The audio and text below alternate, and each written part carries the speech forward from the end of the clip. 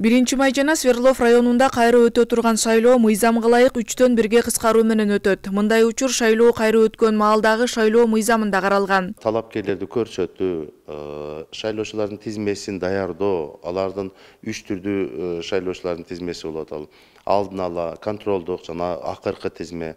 Ошол бардык этаптар, талапкерлерди жылдыруу, талапкерлерди каттоо, шайлоо алдындагы үгүт иштери ушунун бардыгы мөөнөттөрү 3-1 кыскартылып өтөт. Кайра өтүп жаткан шайлоодо талапкерлерди жылдыруу 27 январга чейин жүргүзүлөт. Бул учурда талапкер тиешелүү документтерин тапшыруудан сырткары 30 январга чейин шайлоо күрөөсүн төккөнүн тастыктаган документти да тиркеши керек. Ал эми Боршайком шайлоого 20 күн калганга чейин, тагыраагы 7 февралга чейин талапкерлерди каттоону соңуна чыгарышы шарт. Муну менен катар саясий жарыш пандемиянын шартына туш келгендиктен БШК Саламаттыкты сактоо министрлиги менен биргеликте атайын алгоритм иштеп чыккан. Пандемиянын шартында өтүп атканына байланыштуу бардык этаптарда биз ошол шайлоо процессин уюштуруучулар катары шайлоо комиссиялары, өзүн өзү башкаруу органдары, жергиликтүү бийликтер менен сүйлөшүп, ошол алгоритм иштеп чыкканбыз.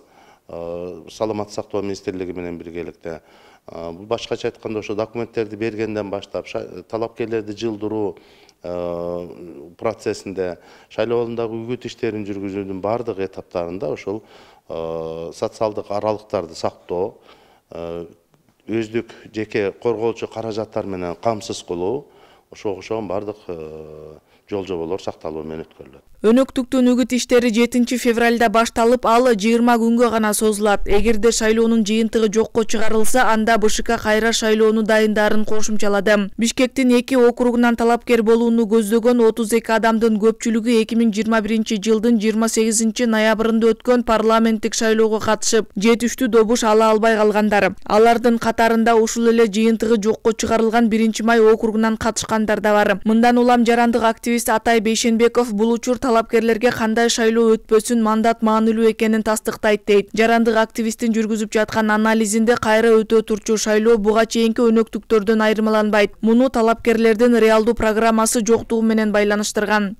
Свердлов жана 1 май районунун буга чейинки шайлоо жыйынтыгына карата протестный электорат деп коебуз. Бул баягы баарына каршы уткандыктан азыркы шайлоодо дагы эгерде кескин оппозициялык көз карашта болгон талапкерлер утуп кетиши мүмкүн, же болбосо кайрадан баарына каршы шарты дагы утушу мүмкүн деген божомолдор бар да. Бирок азыр ойлоп көрсөк, ошол эле бийликтин партиясы аталып жаткан партиялар дагы бир мандаттуу талапкерлерди көмүскөдө чыгарып, анан партиясы менен толук иштеп берүү убадалары менен көмөктөшүп атышыптыр. Белгилүү болгондой, былтыр 28 ноябрда өткөн жогорку кеңештин депутаттарынын шайлоонун жыйынтыгында аталган округтарда көпчүлүгү баарына каршы добуш беришкен. Мындан улам Боршайком шайлоонун жыйынтыгын жокко чыгарып, кайра өтө турчу шайлоону 27 декабрга белгилеген. Акылай Маратова, Данияр Чарбеков, Нюр Ньюс, Бишкек.